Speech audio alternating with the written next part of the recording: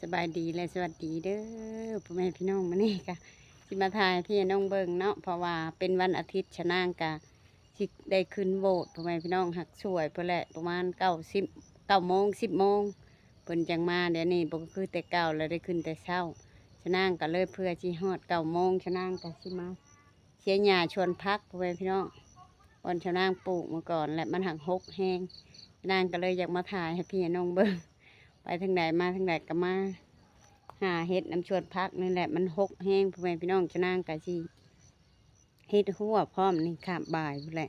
เลิกโบดขึ้นมาแต่โบดพู้นแหละจะนั่งก็เลยชีเห็ดหัวเพราะว่าหัวมันกะ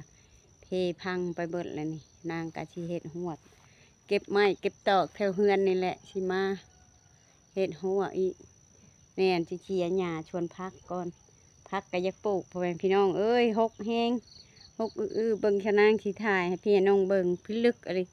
ชะนางเสียแต่ละปีก็แบบซี่แหละเมื่อยแห้งน้ำมันหกแห้งเพราะว่าดินมันต่ำแห้งพ่อแม่พี่น้องหญ้ายุบหญ้านี่มันขึ้นแห้งขนาดเลยเบิ่งนี่ดินน้องสาวเลยแหละอันนี้เป็นดินชะนางมันบ่มีบนปลูกชะนางก็มาปลูกอยู่บนดินน้องสาวบนเฮือนบ่าวลำเพิ่นนั่นแหละพ่อแม่พี่น้อง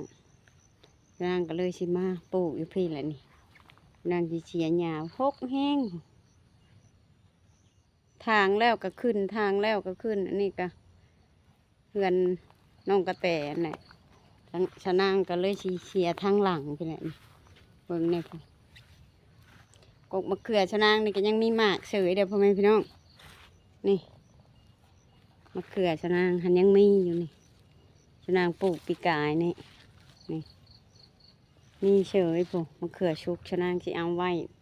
จะเอาแนวมันไว้แล้วนี่ปุ๊หัวจังโคกจังไข่ชะนางได้มันหักหกนี่แหละจักชิจังมือเลยชะนางจังขี้แล้วนี่พี่หัวจังจังไข่ชะนางปลูกปีกายนี่เพราะว่าชะนางเห็ดชวนพักชะนางก็ปลูกใช่เลยพุ่นและขอบเขตชวนพักชะนางเบิ่งนะปุ๊อยากไปงูอันนี้กับชะนางปลูกในกกตะแคนี่ก็ได้ใหญ่เลยชะนางขี้ตอนลงอีกแล้วนี่ชะนางกวมเอาเลยอันน้ำฉางนั่นนี่ค่ะเพราะว่าบางทีชะนางกระยวกอันนั้นนี่แหละหดเบิ่งหัวจะไข่ลายแห้งพ่อแม่พี่น้องทางประเทศมันตายไปแล้วเพราะว่ามันหกแห้งอันนี้ผักแพรวชะนางนี่มันหักหญ้าอึบไปเลยนี่ชะนางก็สิคอยเสียไปนี่แหละเฮ็ดอะไรเนาะมันหกแห้งก็สิคอยทางคอยเสียไปแต่ละมื้อ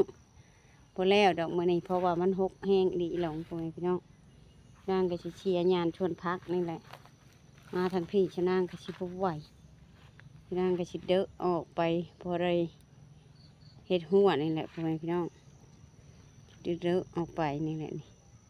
มันหกอะไรอีหลงชะนางก็บ่มีผู้จับกล้องแข่งน้อยเพิ่นก็ชักเครื่องเพิ่นพ่อแม่พี่น้องชักเสื้อผ้าเพิ่นเสื้อผ้าชุดไปโรงเรียนเพิ่นก็เลยนั่นชะนางก็สิปิดกล้องไว้แล้วก็สิเชียร์หญ้าว่ามันสิได้จำใดชะนางก็สิได้ถ่ายพี่น้องเบิ่งอีกคือเก่า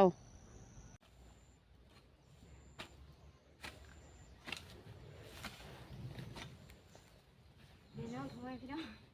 เชียร์ได้หลายเติบเลยหักสิป้าเมียนให้มันตายแล้วจะคิดจูดแขกน้อยเพิ่นมาไปซักเครื่องให้เพิ่นจับกล้องให้ชะนางมันพกแห้งทำไมพี่น้องหญ้าก็เลย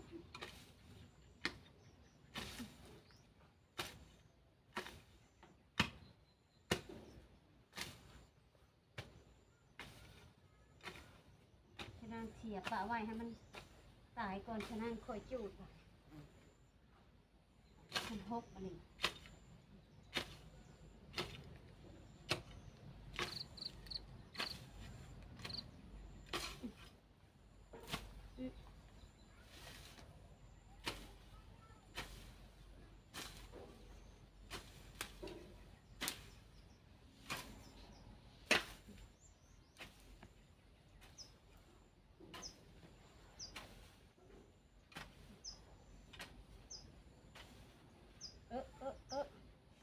ยกปั๊บ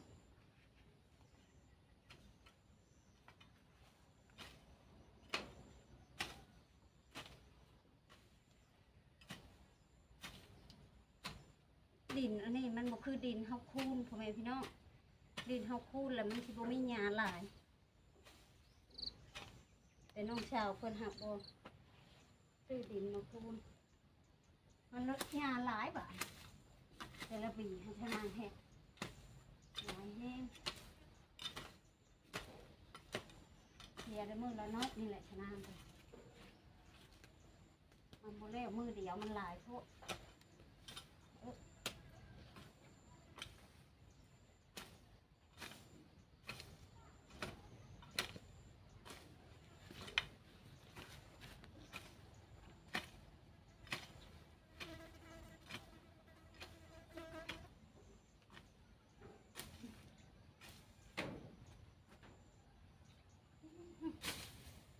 เจ็บอย่างยกไปตักน้ำคนไง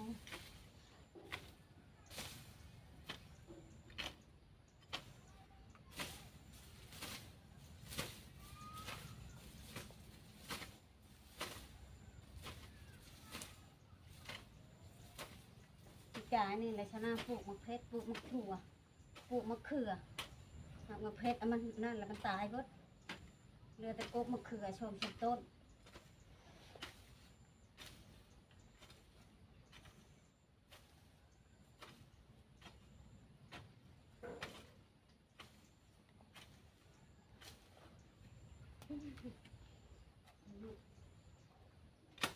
เอาไปหุ่นไทยออกน้ำคนโม่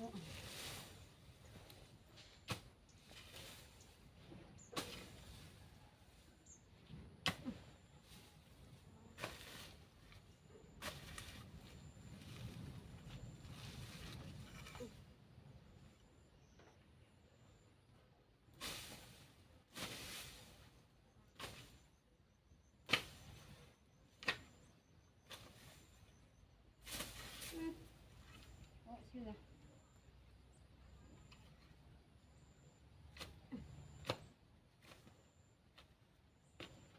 ปลูกพอได้กินแหละพ่อแม่พี่น้องนั่งกันเลยเลือกินแล้วก็คายจะนั่งสิขั้นชมพักขายถ้ามันเหลือกินเลยปาดใบหัวชิงไทยออกก่อนว้ายเนี่ย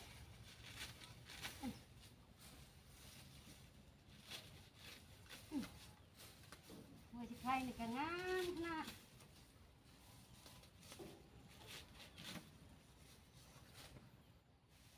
จะนั่งไปตลาดบริถามเขาว่าเขาชื่อโค่นเท่าไหร่เมื่อหลายโคตร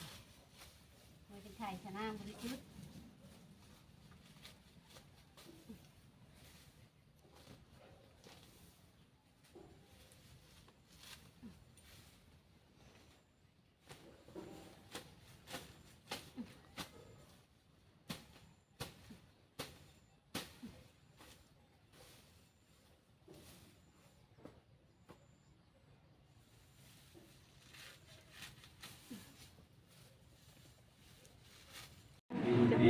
นางกับมาลงวัดก็พ่อแม่พี่น้องเชียร์หญ้าแล้วก็เลยมาเป็นมื้อวันอาทิตย์เองจะนางกับมาขึ้นโบสถ์ไปคนโบราณมันยังพาไปคาเวียกคางานคนโบราณอะไรคนโบราณจะนางกับลงวัดต่อพ่อแม่พี่น้องจะนางกับมาถ่ายพี่น้องเบิ่งว่าไปทางใดมาทางใดนางอยู่เชียร์หญ้าชนพักมานี่ฮะแล้วก็ฮากะเป็นวันอาทิตย์แล้วก็ลงวัดพร้อมฮากะขึ้นมาแต่โบสถ์นี่พ่อแม่พี่น้องพอดี12 โมงบ่ายไปสิหายกินข้าวกินน้ำกับสิแปลงหัวอีกเนาะก็แจกถ่ายให้พี่น้องเบิ่งให้FCหลายๆคนเบิ่งว่าชนางยังถ่ายคลิปถ่ายคือเก่าพ่อแม่พี่น้องท่านสำหรับคลิปนี้ชนางกับสิจบไว้ชำนี้กับทาติดตามอีกคลิปหน้าพ่อแม่พี่น้องไปทางใดเฮ็ดหยังชนางกับสิถ่ายลงไปให้พี่น้องเบิ่งคือเก่ารับคลิปนี้ชนะกะสิจบไว้จำเนกกะภาคพ่อแม่พี่น้องFCหลายๆคนเนาะบ่ว่าอยู่ในประเทศหรือต่างประเทศที่เขารับชมและติดตามคลิปชาวนางกะภาคกดไลค์กดแชร์กดกำลังใจชาวนางให้ชาวนางได้เฮ็ดคลิปต่อไปเด้อพ่อแม่พี่น้องสำหรับคลิปนี้ชาวนางกีฬาไปแล้วครับสบายดี มาแต่โบสถ์